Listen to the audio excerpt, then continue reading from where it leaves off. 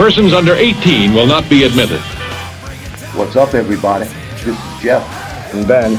From Toking with the Dead. And Still Toking With. And Still Toking With. Still Toking With is our live show. Yes. You can catch that every Wednesday. At 7 p.m. Eastern. That's Eastern time. Yeah, if you live in fucking California, it's got to be 3. No, 4. 4? Yeah. They're only 3 hours behind. What about daylight savings? Yeah, well, fuck that. We'll worry about that one. Okay, so if you're on the West Coast, you're going to have to look up when 6 o'clock is out there compared to here. Which would be actually 7 o'clock out there instead of here. 7 o'clock? Yeah. You know, before this is over, I'm going to need a whole lot of serious therapy. You're all fucked up today. Another $1 for the swear jar. I'm always fucked up. You should tune into the show and see really how fucked up I can get. Oh, yeah. Well, opinions are like assholes. Everybody has one. And when you do tune in, you're going to see amazing guests like this.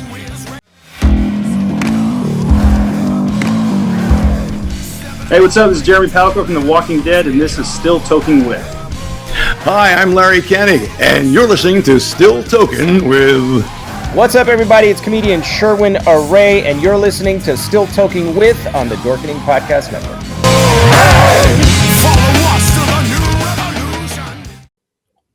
What's happening, everybody? Welcome to another killer episode of Still Toking With. Yeah, well, you already know. Cold outside. My nipples are hard. Fucking aliens again, I'm telling you. Those aliens get in your head. Just saying. Men. Speaking of making nipples hard, somebody that loves to make nipples hard, the flashy one himself, Mr. Jeffrey Mark. Well, that's the best compliment I've gotten all day. Well, that's why Jeff's nipples were hot, I guess. Oh, okay. It's going to be a silly show. I can see where this one is going, and I'm happy. I'm in the mood for a little silly. How about you guys? We have a wonderful guest, and the topic is one that is not just interesting to me, but to this show and to the creators of this show and their genre of stuff, horror. We got a really good looking, but really talented man with us. But before we introduce him, let me introduce another really good looking, really talented man, my friend Jeff Holman. Peekaboo. It's Wednesday. It's April, right? Are we still in April? Still in April. Wow. I'm losing track of time. That's your age. I think I just got back. Huh. Curious, that may be. Yeah, I'm looking forward to chatting with this young man. Jeez. Remedy. Oh my goodness gracious. Up and coming filmmaker. I love what he's doing. I watched a whole bunch of trailers. It's just some fantastic stuff. So let's just get right into it, Mr. Joseph Herrera. Hello. Hi. Thanks for having me. Oh, thanks for joining us. You know, taking time out of your busy schedule, young man, as he says. Look forward to this. he is like half your age, Mr. I'm just saying. He is less than half my age. So he's less than half of Mr. Holman's age too, but I was trying to be nice. You know what? Y'all have more knowledge than me, so it's like that's what I'm trying to get. The older I get, the more I see people respect me in rooms. So I'm like, I'm enjoying that.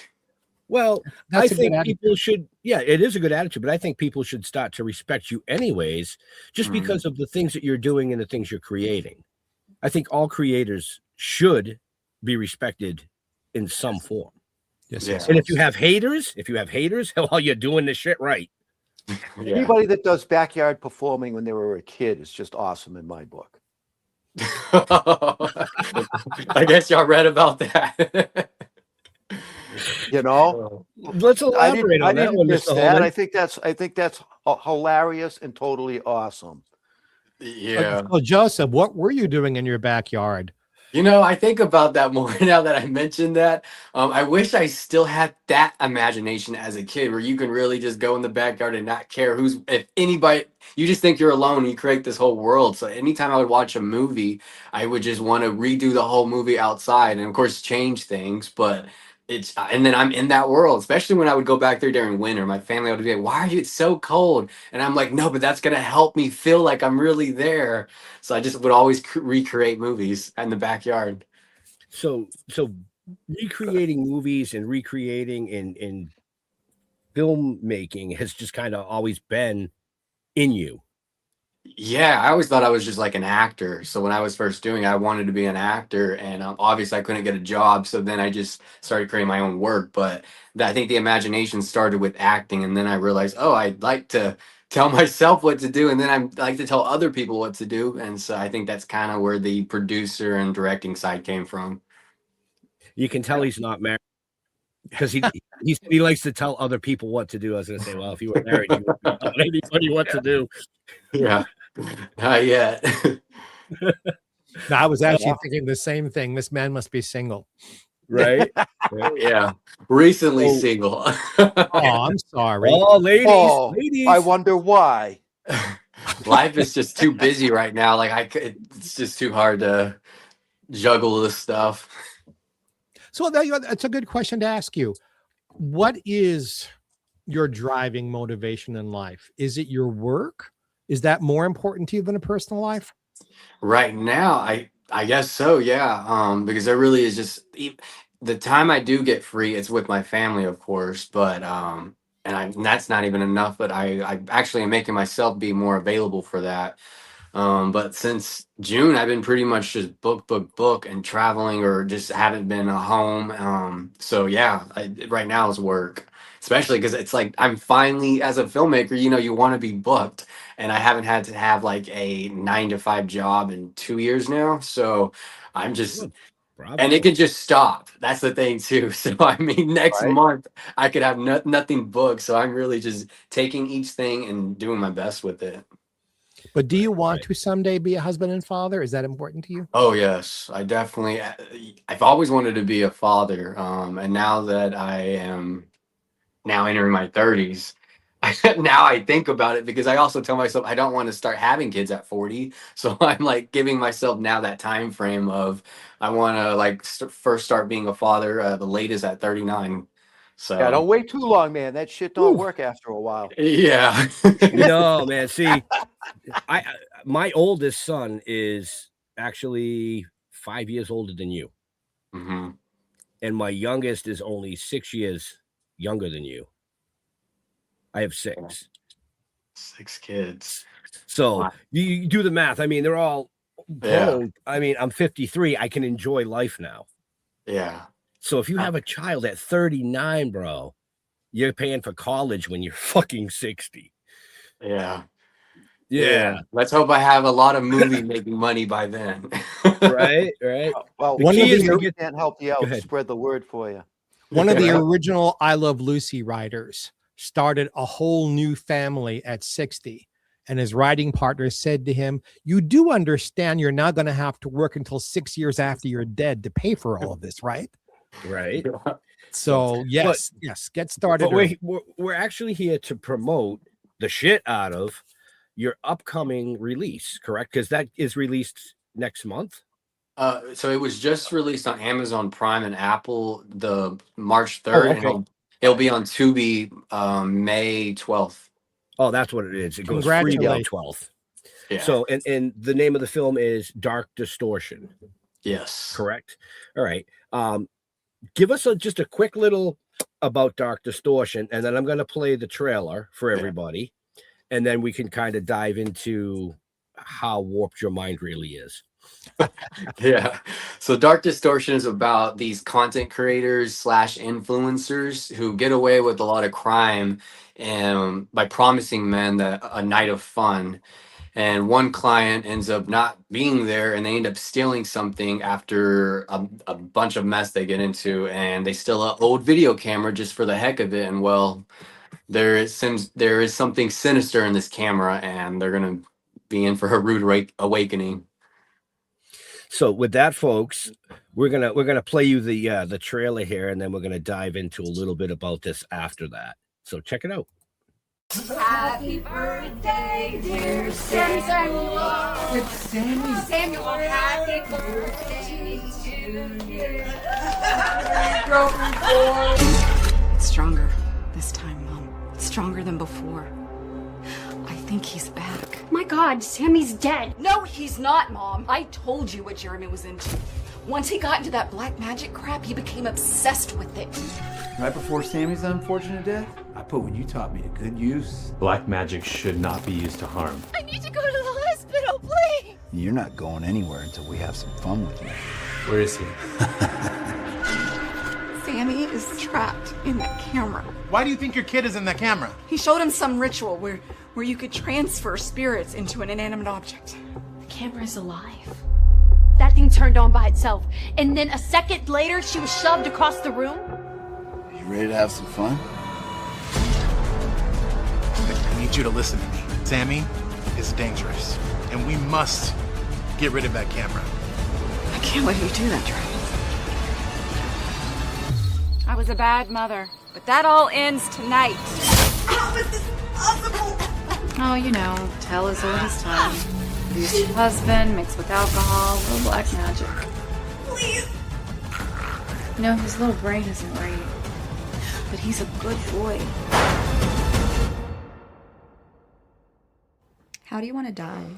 In my sleep. I want to die on camera.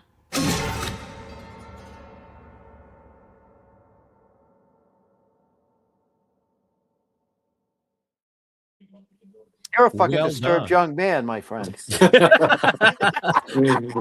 try to loved make it. something fun and sexy. Yeah, no, I love it. I love it. That's right up my alley. Oh yeah, yeah, most definitely. I have a sneaking suspicion that the one that said she wants to die on camera might just happen. Well, there might be a camera somewhere in that room. There's a Latin expression about stories. Deo ex machina, which is God in a machine, using something that's not godlike, but putting God into it. You have literally done that with this. You've put a spirit into a machine. I just thought it was a wonderful conceit to use that almost exactly the way the words mean it. Yeah, and then I was inspired by a lot of people compared it somewhat to Ring, and I didn't see the comparison, but I'll take it. But I was really inspired by Child's Play, sort of just putting the spirit into a toy. So that was one of the inspirations. And then there also, what was that other one? I can't even remember it now. But when the son dies, he gets hit by the truck. Pet Cemetery. Yes. I remember that one. When I was writing, I didn't think of it, but then after I was done writing, I was like, oh, I remember that. It's kind of like the same. We all get inspirations. Yeah. Nothing comes from whole cloth. We all sort of stitch it together. Yeah. And so that was kind of, and I wanted to add a little drama into it. I probably went a little too far with the drama, but I really tried to add some heart and this crime. There's a lot of genres I feel like I threw in the movie. Well, that having good drama in it can intensify the thriller aspect of it, though, too. Yeah. Yeah. Yep. For sure. You want people to jump. Yeah. And you also want them to go, ugh. Yeah, all kinds of feelings. I saw one review where a guy's and it was a negative review, but it was funny because he's like, I don't know if I should be scared or if I should be horny. And I'm like, well, I think that's good. Either way, your heart's beating fast, Yeah. I mean, if you think about it, some of your great horror films have both. Friday the 13th, I mean, when you watch that, you're like, ooh, yeah, this is like soft porn. And then they die, and you're like, holy fuck, Yeah. So, and then you look under the bed before you lay down with your girlfriend.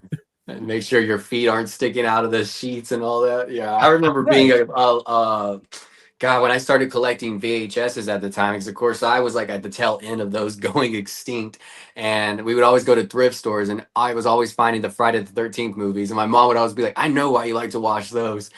And so, and I remember it was me discovering things. I'm like, oh, I don't have to look at magazines. I can just watch these movies. And That was an interesting growing up, and nobody would think that, but I just would watch all these VHS movies. Yeah, Right. Sears catalogs weren't existent when you were around at that age. No, they And had he has more like no idea why you're even mentioning that. Victoria's Secrets, maybe. Boys used to look at the Sears catalog, Joseph, into the underwear section. No matter who had your attention, you went to that section and go, ooh, women in bras and panties and girdles. And well, I think, during my time as a kid where I legally couldn't purchase that, I guess it was like Maxim magazine. That was pretty big. Yeah, I remember that one. Joseph, who wrote your film? I wrote it. I wanted to give you the plug for that. I knew that already. Yeah. Right. So you have layered so much here. You do have the sexy stuff. You do have your swipe at influencers and people who want to be famous and live vapid lives. You have a swipe at the horror genre itself and your stuff. I mean, and did you edit this yourself as well? Yes. You are an excellent editor. Oh, thank you. Yeah. So you're the producer, director, writer, editor, Joseph. Hell, I didn't even acted in it, but yeah, I did. You know, when you have a low budget, you got to put on a lot of hats. No wonder you don't have time to have children. Look what you're doing. Right. Yeah. And the editing, of course, took the longest. It was like for the movie. When you were writing, how did you come up with proportions? How much of this is going to be sexy? How much of this is going to be about the spirit in the camera? How much of it is going to be gore? How much of it is going to be suspense? You had to find a balance to make the film interesting, which it is. How did you work that out in your head before filming started? That's the thing, is I didn't actually have a lot of time to write the script. If anything I can go back to, that probably is what I would have, because even then we're working on it. I kept changing things as we were going along. I had a month only to write it because I had this money, but long story is like short, the person who had the money was spending it. And I was like, oh my gosh, if I don't make this movie, I'm not going to have money to make a movie. So I had a month and I thought, okay, I want to do a drama, but I want to do something maybe because nobody will probably watch a drama, so let me add some horror into it. And so I thought influencers, sexy, that will get people glued to watch it, and now let's have an interesting horror slasher somewhat movie. So those were like my two things that I just really thought: sexy, slasher in a way, and then crime. Because I didn't want to make anybody really likable in the movie, which is kind of scary to do, but that's kind of what I did, because what everybody's doing is not a good thing in this movie. Right. Is there, I also know the answer to this already. Is there, though, one character in the film that's a little bit more of a hero that you want to be sympathetic to the audience? Yeah, there's I gave a little human to Lena. She was someone who, I think realized this is just not for her anymore. And she, I think, reflects into it, before something happens to her. And so that's kind of why it's like, I'm going to leave. And then there's Dimitri, who kind of is not part of the drama and stuff, but he kind of has like the heart of the group. And then, of course, I don't want to spoil anything, but like the mom, she, I really want to, let's just say, I don't really like fool people. So, I would say the mother the most. I hope the audience roots for her, because at the core end, I have all this going on, but the core of the story is just a mother trying to protect her son. I think it glues the film together. Yeah. Thank you. I hope so. Well, we'll find out, won't we? But you can watch it right now, folks. Where can they watch it, Joseph? On Apple TV and Amazon Prime. And then next month on the 13th, is it the 13th? 12th. The 12th? Oh, yeah. Jeff's already got it circled on the calendar. Yeah, okay. Yeah, on Tubi. On Tubi. So, but it's in my to-watch list. Yeah, well, I know it's in your to-watch list, but we want people to go watch it now. They want them to Apple TV and Prime and pay a little bit, because, making movies is not freaking cheap. It's not cheap. No, at all. I mean, let's just be realistic. So now, I every want to little know bit back helps. Right. Where did the cast come from? How did you pick the cast for the film? So with this kind of movie, because I'm asking a lot for this cast and this story, you know, I'm asking a lot from their bodies. I'm asking a lot physically what they have to do. I'm asking them some words that usually an actor is not expecting to even say out loud. And so I really kind of went for friends that are in the industry or wanting to be in or just in acting school. I just really seeked out everyone I knew who could trust me because right now, like everything I'm going to ask for them, I need them to trust me. I have people taking their clothes off, and it's like, okay, you got to trust what my vision is. And then there was only one actor I didn't know because I actually was going to play Manny in the movie at one point, and then I had a friend say, "Don't you think that's a little too much now, Joseph? Like you're doing all of this that you're just gonna." And I thought, yeah, you're right. And so we cast somebody from New York, and those New York actors work so fast that I put a casting call.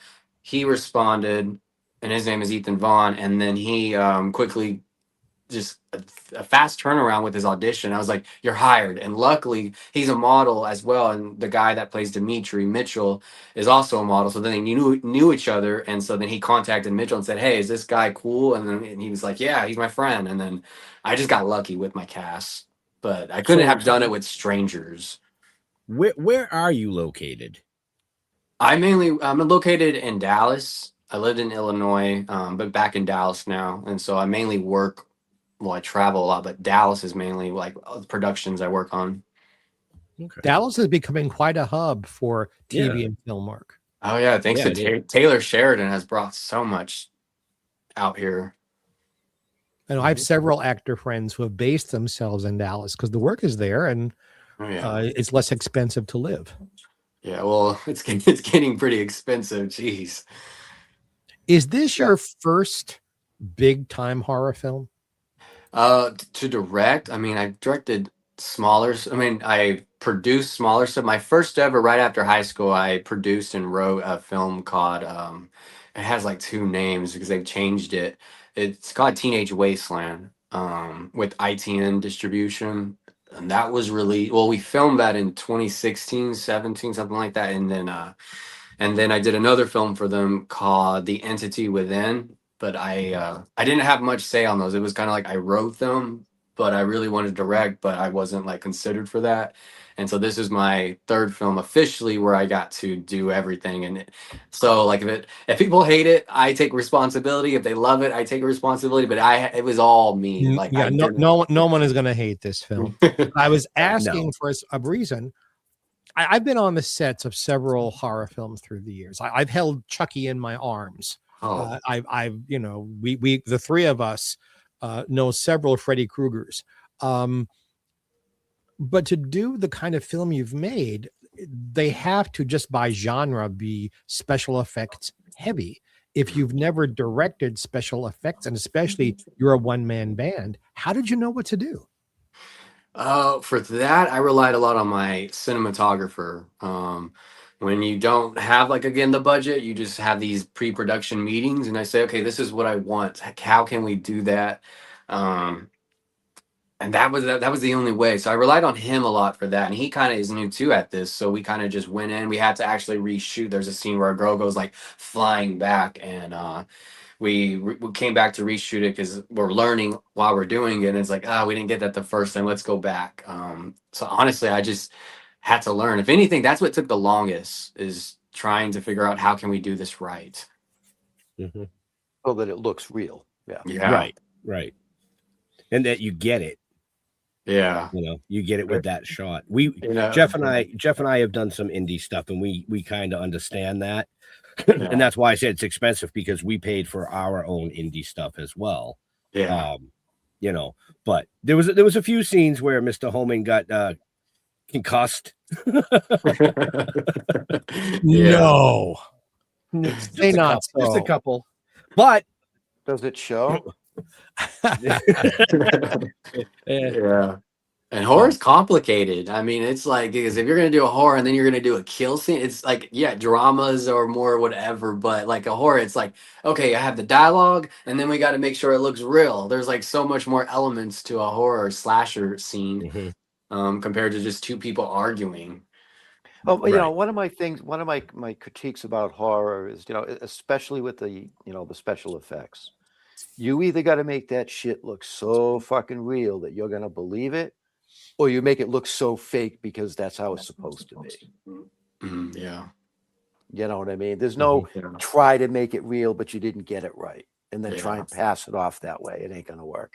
Yeah. No. You know, that's when a horror becomes a horror comedy. Yeah. And in this one, I think we probably shot two other things where we tried to do the best, and that actually makes sense because we just couldn't do it. And then I'm like, yeah, I'm not going to have that in the movies. Then it's going to be laughable. And I'm like, I'm not trying to get the people to laugh at this. So there's probably two like special effects that just did not work. And I didn't care how long it took us or how much money went into that. I'm like, I'd rather not put it in there. So that's something people can easily point out and say, I laughed at that because it looks so fake. You know, but those can make great movies too. But that has to be the focus. That's what you want it to be. Right. Yeah. So, I agree. From an acting standpoint, a lot of actors love making horror films. For those of you watching and listening, and for our friends here, Betsy Palmer is a big name in horror films. But people don't realize before horror, she was on the stage. She made a film with Joan Crawford. She did musical comedies. But later in life, doing the horror, she said that was the most fun she ever had because she could be over the top and not worry that every hair was in place or portraying a goody-goody girl next door. And you could just sort of let it all out. And a lot of people do these films not just for the money, but because they really have a good time. Did you have a really good time? Well, speaking of her, I love how she originally called Friday the 13th a piece of shit at first, and then she grew to love it. Yes. I remember like her story is she needed a new car and stuff. So that was yes, exactly. Yeah. So with this, did I enjoy it? I did not enjoy it, but I was just so busy that I know there were times where like, man, I wish I got to be a part of the funness when the actors and everybody was taking a break. This next movie I did after, I actually did get to finally enjoy it because I think I learned a lot from Dark Distortion. But Dark Distortion, I was just all so busy and focused that no, I mean, I'm happy I made it, but yeah, it was too much work. If I was just an actor, and I would have enjoyed it. Can you verbalize what it is you learned making this film? A couple of the things. Mainly like the financial side of things, story. I wouldn't have maybe used as many locations as I did, and that would have saved us time and money. I probably would have said, okay, we don't need this. Let's tighten this out. And that will mainly just days because really, you don't like on movie sets, it's all about timing. And when I go in the edit, I learn, oh, I really didn't need that, or oh, that was, yeah. So I think what I learned from that one was the financial side of things, how I can do to make it less, and how to get moving faster. Oh, we don't need to do all these takes because I really just need this. And I was like trying to follow the playbook because I didn't go to film school, but I would listen to a lot of film people who did. And then I learned I don't need to listen. I can just like learn on the streets, as they say. Right. Because, you know, Alfred Hitchcock, I don't know if you would say he did horror, but certainly he did suspense. Oh, Are you familiar with him, Joseph? Yeah.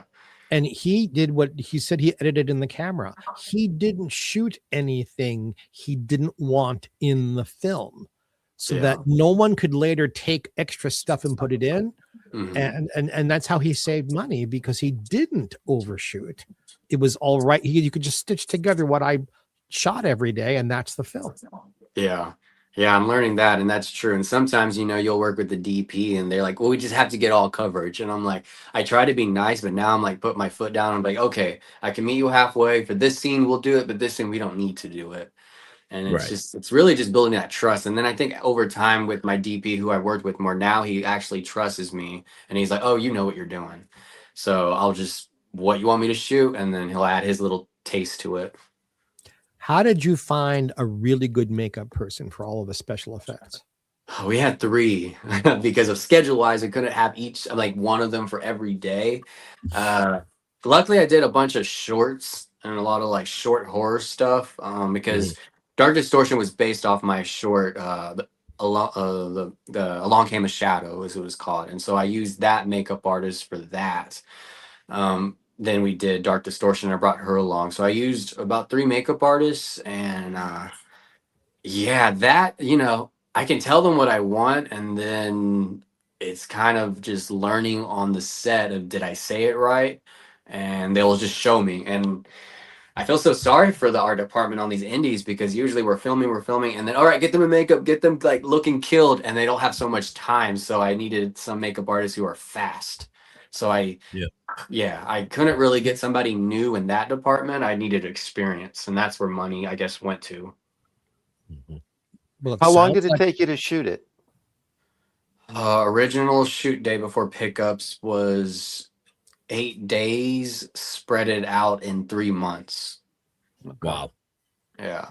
That's incredible to get something of this quality done in that short of a period of time. Yeah. It was luck. No, I think there's a very talented writer, producer, director involved here. There is no luck. It's talent and really hard work. Oh, thank you. Yeah. Yeah, absolutely. We worked really hard on that. And like I said, it's kind of like I had the script finished. I wrote it in May or April, finished it late in April, and then started casting everybody in May. And camera was up in June 4th. So it was just like, it went by so fast too. And of course, every time I finish a project, I always go through depression. Like, it's like, gosh, I wish I could go back, and I think about that, and then it goes away, and then on to the next. Are you able to tell us what your budget was for this film? Yeah, not the exacts. I can't remember. I had but it was 15 to 25, somewhere right there. And that's like after reshoots and stuff. So we really didn't have a budget, but that was the most personal project of mine that I ever put into a film. Yeah, that's not bad. Yeah, for the quality. Yeah. No, that's actually pretty good for the quality. Yep. So, why horror? What brought you to horror? Well, that was probably my first love of movies was horror. As a kid, I wasn't into dramas yet, or not even really sci-fi, but slashers. They were just exciting. And one of the first horror movies I ever saw was when my aunt was sneaking a movie for us to watch, and my grandma and my mom couldn't know, and it was Scream on a VHS tape with 102 or 1 Dalmatians. They might have came out the same year, but they were both recorded on the tape. And I remember this one too for some reason because it was a little more explicit because like they showed longer of the guts coming out. So I think she recorded like the really unrated cut of it or something. I remember that, but I just fell in love. And then so during that period, because I grew up close to her and she was only like a few years older than me, I watched all those late 90s slasher films. So then I just thought so much of those teen people because they were just, a few years or 10 years older than me. And I thought they were so cool. So I Know We Did Last Summer, Urban Legends. I just was in love with Sarah Michelle Gellar, Jennifer Love Hewitt, Neve Campbell. And then as I got a little older, I then explored more of the 80s and 70s. So then I discovered Halloween and but then I really fell in love with a movie called Changeling. So then that was like my first 1980. I think it was George C. Scott, and it was just a sad horror movie. Yeah. And that was sort of my inspiration with this was like, okay, I wanted something emotional. Right. So then I fell in love with those. But yeah, horror was my first love of film. Are you familiar with John Carpenter's work? Oh yeah, I just watched They Live the other day. I was just like, how did I? This is like, first of all, we're going through this. I feel like, well, we're not going to get into that, but I'm like, oh, it's such a great movie. My personal opinion is John Carpenter's The Thing is the best horror film ever made. Oh yeah. Oh yeah. I love Carpenter's work. Yep. Yeah. And I seen that y'all interviewed Adrienne Barbeau. Yeah. And I just thought, oh god, that's so cool. I loved her. God, I hope I'm not wrong, but she was the lead in The Fog, right? Yes. Yes. Okay. Yes, yeah. Yep. Yeah. Yeah, I remember I owned that. And if you like her on film, you'd like her even better in person. Yeah. Yeah, She was married to John Carpenter, right? Yes. Wow. Yes. For a while. Yeah. Yep. And then I almost had the chance to act in a movie with Dee Wallace, but I dropped out because I got so busy and I regret it. But then they came back to me and they said, can you edit the movie? And I'm like, okay, yeah, I will. Dee is not only an incredible well, she's also a dear friend of mine. Not only an incredible actor, but she's a wonderful acting teacher. I saw that she was. Yeah, she used to have, I think, acting classes in California. But you had to be really good to get into it. Oh, yeah. Yeah. Yeah. Well, it's funny because, like, you mentioned Scream as your one of your first loves. The bathroom comedy to scene. me. Yeah. The bathroom scene with the cheerleader and the preppy girl. Oh, Nancy. Yeah.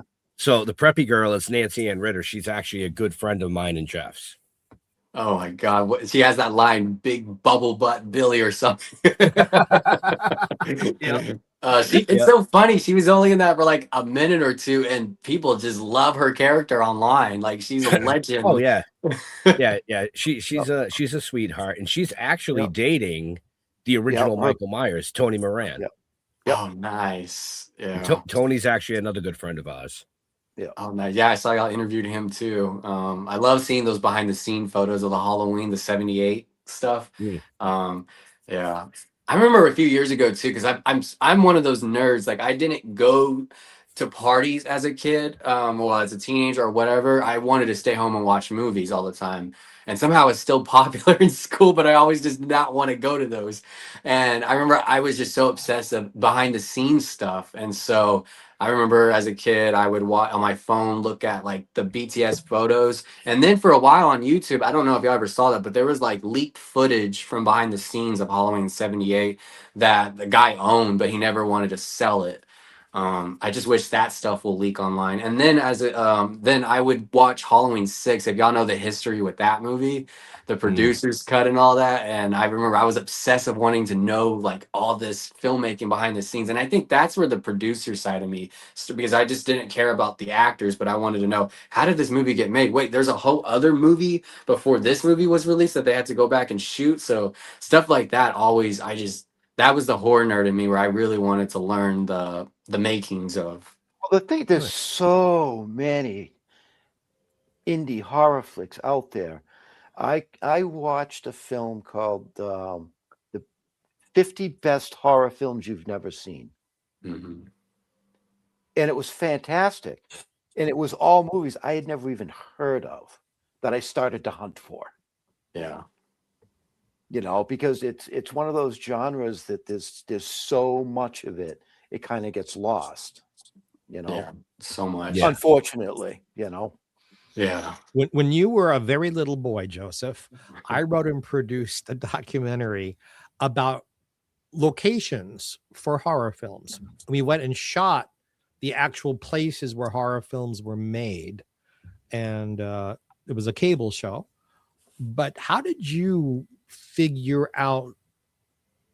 And first of all, I'm assuming that there was some studio work, or is the entire film you did a location shoot? All location. Okay. Yeah. We did shoot in a studio when we shot like the scene with the projector. But we shot that. The guy, we actually had an actor who was in LA, and so he shot his stuff, and then we just put that on the wall. But yeah, everything was on. I actually have never really shot anything besides like ads and promos, but movie wise, I've never really shot in a studio of using, like, you know, driving a car or something. I haven't done that yet. I can't wait to do that, but yeah. Have you any interest in the future in actually shooting on film as opposed to shooting digitally? Yes, I really want to. I did a short film, I believe, almost on film. I don't know what camera it was, but they had like a setting to make it look like it was. But yeah, I really want to. Especially for horror films. Yeah. Just the film brings some aesthetic to it that you really almost can't get only digitally recording. Yeah. I'm hoping to get this one movie. I'm just waiting to get the green light lit on it, but it's like an AI thriller type, and I would actually love to shoot that one on film. How does one do AI on film? Well, no, it's not really an AI movie. It's about the character supposedly died and he comes back as an AI. We put something in his brain. The topic of the film. Okay, gotcha. Yeah. Okay. Yeah.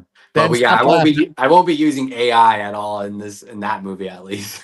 All right, I'm old, Ben. Stop laughing at me for my dumb No, I question. just watched an interesting AI-based film today, actually. It was kind of weird. It was the way they did it. The whole movie, you felt as though, well, she was an AI programmer, but then on her computer, this face kept appearing. So she was getting all freaked out, called her friend over, a lot of sexual stuff going on and all of this. But they ended up being actually the AI, and the face that they were seeing was the guy on the other side making them. It was just bizarre. Really, really cool film. That's a good conceit. I like that. Yeah, it was really, really good. Yeah. Can't I wish remember I the could name of share. it. I wish I could share more with mine, but I'm like, geez, that's kind of like sort of what I'm going for. But yeah, I just want to hurry up and make it because I feel like it's going to be made so fast. How do you, Joseph? We glossed over this one part of your film and other horror films. How does a director handle sexual scenes so that they look hot in the finished product, but you're talking about actors who may not even know each other having to get partially or fully nude and pretend? Yeah. How do you help that along? Yeah, so for me, what I did with these actors, people, is we would all go in a room, just us, and like, okay, so I know we already discussed it. You signed your contract, what you're comfortable with, but now we're all in here together. Let's like discuss it again because anything can change, and I don't want to force anybody to do something, and they feel like I already signed something. So it's like, what are you not comfortable with? And I just let them just like let me know because I'm gonna follow through with that. And I don't, we don't have money for an intimacy coordinator. So, and usually, luckily, I think these actors on these low budgets are okay with things. And if they're not, they'll let me know, and I just will listen to them. And then we will block it out altogether in the room without anybody else. Like, they don't have to take their clothes off or anything, but like just imagining. And I think where us actors all have that imagination. So it's like, it's a good thing. But I just really respect them, and then I let them all know what are they comfortable with before they meet anyone, just one-on-one, and then I let them know once they're in front of the actor, and then right before they're about to be the crew. At least they met all the crew, and so then just let me know. So I really just listen to the actors. If you had actors who got carried away, would you allow it, and would you keep shooting? I think together I would. If I felt like one actor was only, I would quickly cut. But do you know the true story about Deliverance? First of all, do you know that there's a movie called Deliverance out there? Is that the one with Monique? I can't deliver. No, son. Before you were born, a Burt Reynolds film called Deliverance. Before you were born. Well, that's a must-watch movie. If you're going to make must-watch movie, it's a must-watch movie. But there is a scene in the film where there is a male who is arms around a tree tied there, and there's another male who's supposed to be simulating squeal like a pig. Except the actor who was entering got carried away and actually raped him. And they kept it going. Nobody yelled cut. Burt Reynolds told me nobody yelled cut. We were horrified. We were like all like watching an accident happen. No one could breathe, but no one yelled cut. And they kept it in the film. Oh. And I'm wondering, from a director's standpoint, is that a dumb thing to do? Is that a smart thing to do? Would you allow that? No, because I don't want to be sued. No, I no. I would. Yeah. Yeah, I would quickly cut. Yeah, and I haven't like, gosh, I haven't had that experience yet. Why was the director scared of the actor? I mean, like, or they just thought it was like artistic. I wonder what was going on. They thought it looked so real that way they would keep it in. Yeah. But the actor who was being put upon didn't yell cut either.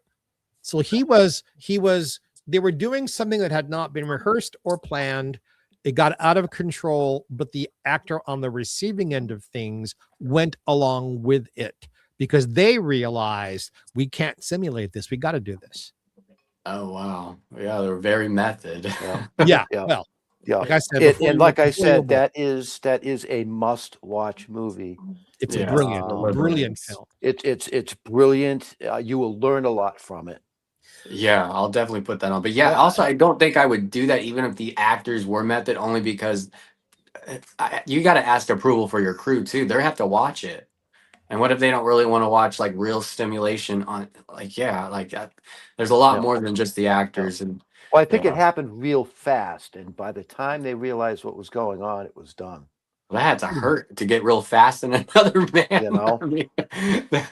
I mean, No, not gonna say it. Not gonna say it. Not gonna say it. Anyway, moving along. We're here to talk about dark distortion.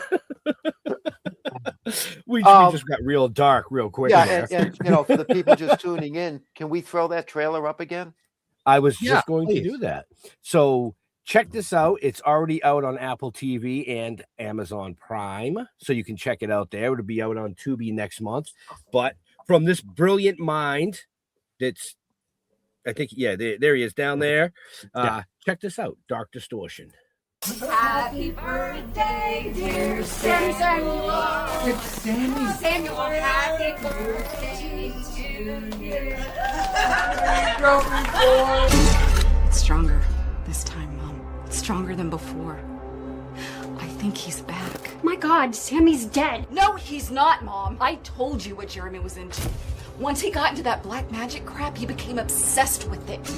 Right before Sammy's unfortunate death, I put what you taught me to good use. Black magic should not be used to harm. I need to go to the hospital, please. You're not going anywhere until we have some fun with you.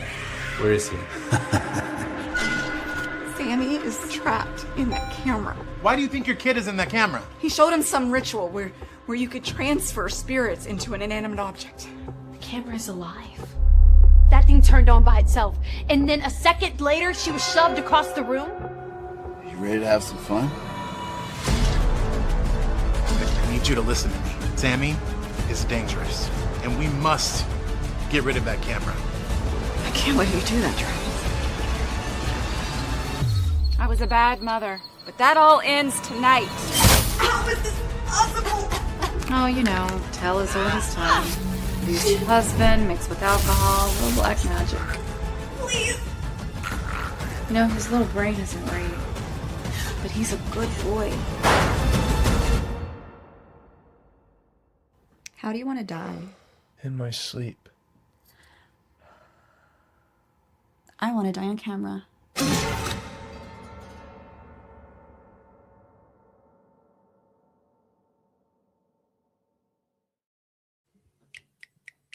bravo, young man. You have it.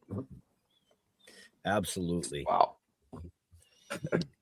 To make up for the darkness of my last question, people who are as good at editing as you are sometimes can produce and direct very good comedies.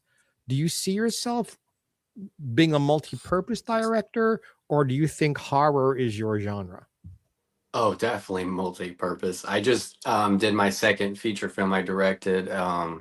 It was a black comedy, and I really enjoyed that. It was really funny making it. Yeah. So you mentioned it. I think that's the second time now that you've mentioned your newer one. We still have some time here. So do you want to give that a plug? Yeah, that's my first film officially, like working side by side with Breaking Glass Pictures, and it's called Don't F with Mary Jane, and it's about a woman who is tired of men after getting cheated on from the latest one, and she decides, I'm gonna invite every man that has fucked me over in the past, and if they haven't changed, I'm gonna kill them. So we got to see if these guys have changed or not. And she's just a stripper. She's a mess, just trying to get through life. Nice. Now, that's filmed, correct? Yeah, we wrapped actually on when this movie Dark Distortion was first released during the March 4th week. I wrapped that day on that film, and then my birthday was 2 days later. So it was like it was a fun week. Thank you. When is that going to be available? I think we're aiming for July. Okay. Wow. Yeah. To have two releases that close together. That is so cool. Yeah, I didn't think of that, but yeah. You can do that. You can do that when you're young. Yeah. Well, the next comedy you do, right apart from me, I would love to work with you. Oh, thank you. Yeah. Yeah. It was way too easy to say something. It was Stopped him right in his tracks. The one little yeah. I'll definitely write it. Okay. No, I'll definitely come to Texas and do it. What state are you in right now? I'm in Palm Springs, California. Oh, okay, nice. The other two gentlemen are outside of Boston in Massachusetts. Boston and Massachusetts. All right. Yep. All right. If you ever need a cabin in the woods on a lake, let me know. I got one for you. In Boston or Massachusetts? In Maine. Oh, Maine. Oh, Maine. And it's gorgeous. Oh, wow. You would let us film there? Oh, absolutely. Oh, you need a generator. Yeah. There's no electricity. There's no running water. There's an outhouse out back, and it's right on a lake. All right. Nice. It is. It's a nice place. A lot of nice locations up there. Yeah. I want to shoot something also in South Carolina. That's like probably will be something I do this summer. So a lot of mountains. Yeah. We've got some friends down there too. Nice. Yeah. You can do a Mayberry pastiche movie, Mayberry Gone Bad, where all of those people end up slashing and killing each other, starting with Aunt B. It's like The Hills Have Eyes. Yep. Yeah. One of my favorite all time.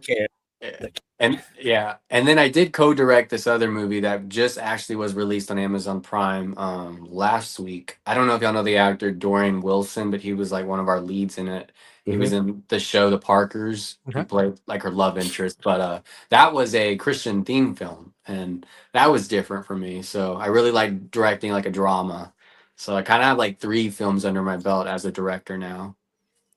Excellent. Was that This Thing of Ours? Is that the movie you're talking about? No, it's called Secret Sins. Secret Sins. What was, because I came across This Thing of Ours. What is that? I don't know what that is. Okay, because that's on your IMDb, so you might want to check that. I say that's I don't even know how to use IMDb. I'm so terrible at it. Yeah. So, folks, if you want to check out anything from Joseph, just check the show notes up above, down below, depending on where you're watching or listening to us, because his info is there. I'm just saying. The info that we want to share. We don't want you calling him up being like, I can act. Please put me in your film. You mean like I just did? You mean that like that? You mean? Yeah. Not like that. Well, no. No. I own it. Hey, listen, he needs 3 old guys to do stupid shit. We're right here. You got to take the opportunity. My whole career is me wanting to work with people I think are talented. That's just always where my career drags me. That's why I'm here with these guys. And your talent shows. And I seriously would love to work with you. Oh, thank you. That means a lot. I mean, for somebody that's 30 years old, I'm impressed. I'm impressed with your caliber and quality of achievements. Let's put it that way, because you're not just one and done. You know what I mean? Yeah. Have you given up on the acting? No. It just wasn't paying the bills. So editing and producing, like that's how I was able to not have to work a 9 to 5. But my next, because I got like a 2-picture deal is with the AI film. I'm going to be the lead in that one. And that one is it's an LGBT film. So it's about like 2 husbands, and I play one of the husbands who wants his husband who died to come back. So I'm excited for that. That one, I mean, yeah, I feel like that hopefully will be my breakout lead. Mr. Jeffrey Mark can play an amazing wife. There might be a part actually. I'll come. I'm serious. I'm very serious, especially if it's now the whole world knows I'm gay. That if it's for that, I even more so would be happy to do it. So now that you're working with Breaking Glass, are you still filming in Dallas or are you filming in Pennsylvania? It's wherever. the Mary Jane one was filmed in Dallas, and this one I'm considering South Carolina. Okay. But yeah, we'll see. I I just sometimes know work they're out. on it. Yeah. Yeah. So yeah, right now everyone like because they're the ad world and then the film indie world are so different. So like the filmmakers who do promos and stuff like that. Like I've done a few of the promos for like Taylor Sheridan's shows, but I haven't got to meet him or work on his actual shows yet, which I hope to. But those people who won't go and do an indie film. So it's like I'm trying to meet more. I feel like I know so many actors now. I want to meet like camera guys, sound guys. I want to meet more crew people. You Just need to to get grow. yourself out to Los Angeles, and I can introduce you to a lot of those folks. Oh gosh, yeah. I might actually be there out next month. So I'll meet you. Let me know. I'll need your contact. Absolutely. We So can make that happen easily. we are getting close to time. So Mr. Holman, any last questions? Yeah, I'm curious because I mean, obviously you're a horror freak. You love horror. Do you have a favorite horror movie? I mean, I guess it would be. That's a tough question. Trust me, I Yeah. get it. I think I would have so many, and same with like it's like I love Friday the 13th films, but they're not my favorite. But as a whole, it's definitely my favorite. But I think I would always have to say Scream, just because it was the first for me. And then when people ask me who my final girl is, it's Sydney Prescott. I love Laurie Strode, but like Sydney's just well written, same storyline for over 20 years. So yeah, it's definitely Scream. Okay, And nice. I wasn't even born when that movie came out, I don't think. So yeah. And then yeah, it's definitely Scream. And then Halloween. But like I said, there's this movie called Possession that I love too, that I just think is perfect. And that was also, I think, 80 or 81. And that's like a horror couples movie. I don't know if you ever heard of that, but it's really good. Nice. I mean, I search for movies. Yeah, Possession. It's a foreign horror movie. It's not in English, so I would look that one up. It's really good. I think they're gonna remake it too. And I will recommend to you, young man, to watch Whatever Happened to Baby Jane. Heard of it? Have not watched it. Yes, that's on my to watch list. Yeah, and the autopsy of Jane Doe too. Yeah, that's a good one.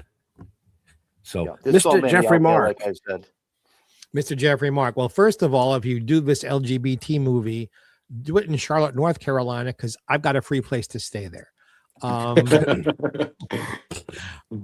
Golly, I would love to see a sizzle reel of your acting, because a lot of really good directors are really good actors. And there's something, folks, I'm not coming on, I'm just professionally, there is something very appealing about you and is coming through the camera, that I would imagine you could have a dual career pretty easily as an actor and the guy behind the camera. Oh, I would for love that. For all we know, we're looking up at next door Orson Welles here. Oh gosh, that's know. a huge compliment. Well, it was meant to be. never know. I don't give them out just because you're on the show. I like your work. Thank you. Yeah. But did you have a question for him? Or just a compliment? I need to update my demo, so I'll have that soon on my YouTube channel. Jeff is laughing because his filthy mind went where mine went about asking what the question would be. No, I'm not going to embarrass this young man. What advice would you give to someone younger than you who wants to both act and direct? What have you already learned that you can already pass on to someone who's 20? Do it yourself. Do it on your camera phone, because no one knows what you have, and even if you don't get hired for a job, you can show them. And that's what I had to do. Nobody would hire me for anything, and I had nothing to show them. So then I created it and I showed them. So if you have you got to create. It doesn't matter on what little scale it is. people will see if they're true artists. I feel like they can see past the quality and they can see like art. Good Excellent advice. answer. See, I thought he was going to say dump your girlfriend because you don't have time for her. Well, I mean, unless you want her to follow you everywhere. Right. Oh, and I do want to ask you, because you are so busy, I'm going to assume you eat pizza. What kind of pizza do you eat? I like lover's meat, and so all the meat on it. I don't like the green, whatever they call it. Yeah, I like all the meat on pizza. Meat on pizza. He's like you, Jeff. He likes the meat lovers pizza. Yeah. He doesn't want rabbit food. Right. Don't say anything, Mr. Mark, but the more meat, the better when you're talking about pizza. I was just going to say I like it the opposite. I like pizza on the meat, but that's a different discussion for a different day.